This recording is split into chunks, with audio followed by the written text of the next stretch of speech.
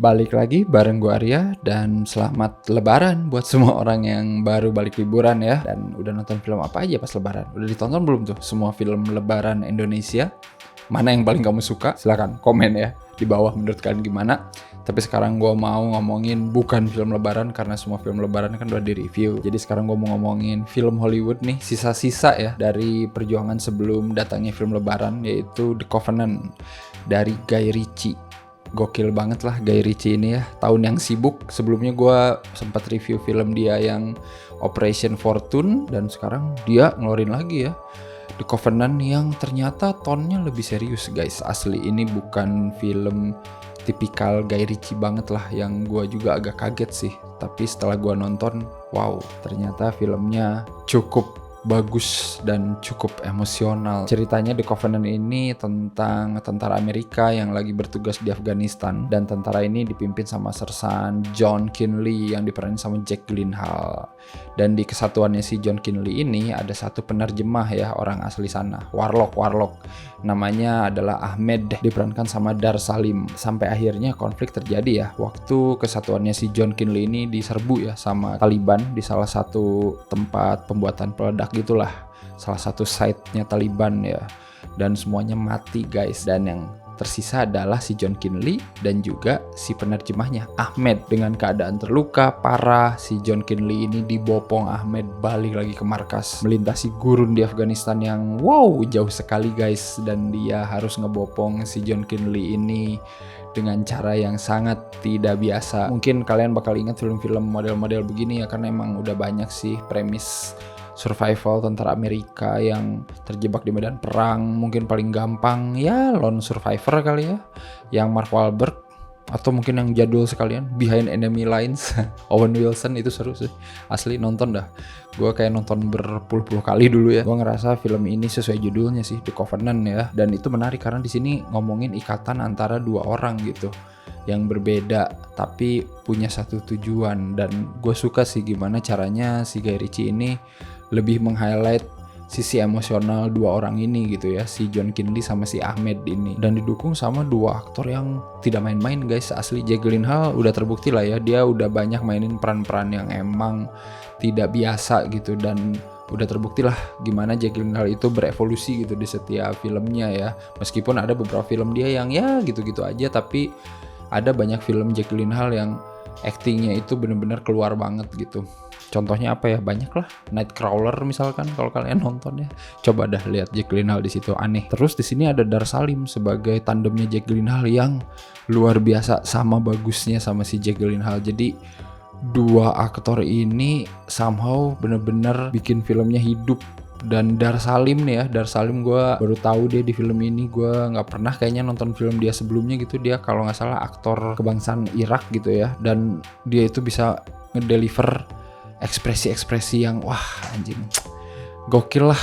Gimana ya, ada satu momen gitu dimana si John Kinley ini sama si Ahmed ini lagi lari dari kejaran tentara Taliban, dan akhirnya mereka bisa bersantai dulu sejenak gitu. Tapi si John Kinley itu di situ diliatin frustasi gitu, karena semua timnya mokat si Ahmed ini ada di belakangnya dia gitu, kayak pengen ngomong sesuatu gitu ke si John Kinley, gimana caranya gitu. Ini tuh keadaan udah fucked up gitu, tapi nggak bisa gitu, nggak bisa diutarakan karena dia ngelihat si John Kinley-nya juga lagi frustasi gitu kan. Dan itu tuh wah, itu pas bagian situ gila ekspresinya sih, bener-bener gue kayak ngerasain gitu si Ahmed ini juga frustasi gitu sama situasi yang bikin mereka jadi terjebak gini gitu, diantah berantah berdua. Dan yang menariknya adalah film ini dengan durasi 2 jam ya, bener-bener take time buat nge-set up anjir. Jadi itu yang gue bilang tadi ya, film ini paruh pertama itu, setengah film itu kayak film survival gitu loh. Setelah itu tuh ya berubah jadi film misi penyelamatan yang keren, kayak 2 film tapi dalam 1 film gitu ya.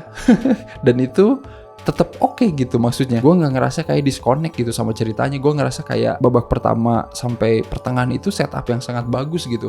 Jadi sisi emosional ikatan antara si Ahmed sama John Kinley ini bener-bener anjir, bener-bener terbangun gitu ya. Dari awal John Kinley nggak percaya sama Ahmed, sampai akhirnya dia percaya sama Ahmed, sampai akhirnya Ahmed nyelamatin dia. Itu tuh kayak wah anjing gila sih. Gue gak ngerasa si Guy Ritchie pengen cepet beres juga filmnya gitu di babak akhir. Dia bisa juga nge-set up untuk babak ketiga yang oke gitu. Dan ini film cuma 2 jam gitu. Jadi wah oke juga sih, maksud gue sepadat itu. Dan ngomongin Guy Ritchie tentu saja selalu ada ciri khas lah ya. Ya lebih ke ciri khas visualnya dia kali ya, karena kan apa sih yang bisa lu harapin, ini bukan film crime, heist, komedi ala-ala si Guy Ritchie yang dulu gitu ya. Tapi di sini adalah sedikit gitu ya dari visual-visual close up, POV itu sering dia pakai juga kan di film-film yang dia pernah bikin dulu gitu ya. Bahkan di Sherlock Holmes juga kayaknya ada beberapa kali gitu ya, shot-shot yang POV terus kayak yang bener-bener close up banget gitu dan ngeliatin apa namanya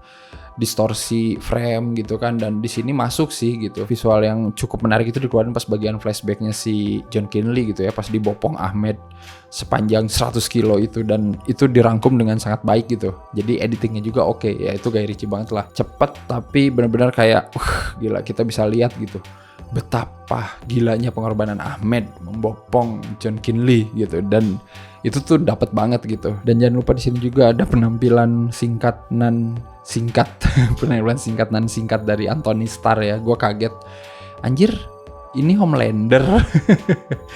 Agak pangling aja lihat Homelander jadi orang bener gitu ya. Biasanya di The Boys itu dia salah satu iblis jahanam yang paling dibenci anjir ya. Tapi di sini jadi kayak makanya gue kayak agak pangling gitu, agak susah sih image-nya, emang udah image brengsek ya, tapi ya oke lah gitu ya. Sisanya sih so far ini film yang menarik, yang enjoyable menurut gue, dan yang cukup memberikan wawasan juga gitu ya.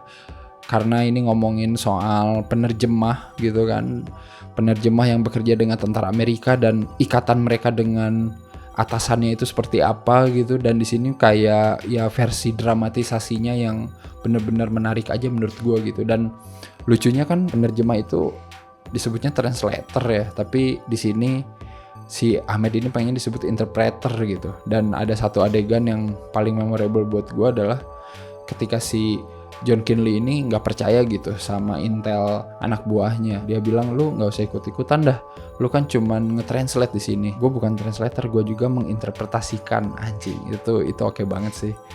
Itu kayak hal kecil gitu ya, tapi maknanya dalam banget gitu ya. Interpretasikan bukan cuma menerjemahkan apa yang diomongin orang gitu ya, tapi dia bisa membaca situasi dan ya menginterpretasikan apa yang terjadi dalam situasi tersebut gitu. Dan itu yang bikin karakter Ahmed ini sangat berlayer-layer, dan itu gue suka. Kalau kalian suka film perang atau film anti perang gitu ya, yang emang lebih ngomongin hubungan antara karakter-karakternya yang lebih dalam gitu daripada dar-dedor doang, film ini adalah jawabannya guys. Kalau mau gue kasih skor, tentu saja lebih oke dari Operation The Fortune ya. Gue menikmati film The Covenant ini 8 dari 10 cukup. Guy Ritchie semoga makin produktif ya. Silakan. Gue masih menunggu film-film dia yang nyeleneh ya, kayak The Gentleman. Oke, kalau kayak gitu seperti biasa jangan lupa like, share, subscribe Cinecrip. Seperti biasa kalian bisa follow Cinecrip di IG, di Twitter, di TikTok, dan kalian juga bisa dukung Cinecrip di Saweria ya. Linknya ada di bawah, atau bisa pakai super thanks. Silakan. Ya udah kalau gitu, sampai ketemu lagi di episode-episode selanjutnya. Bye bye.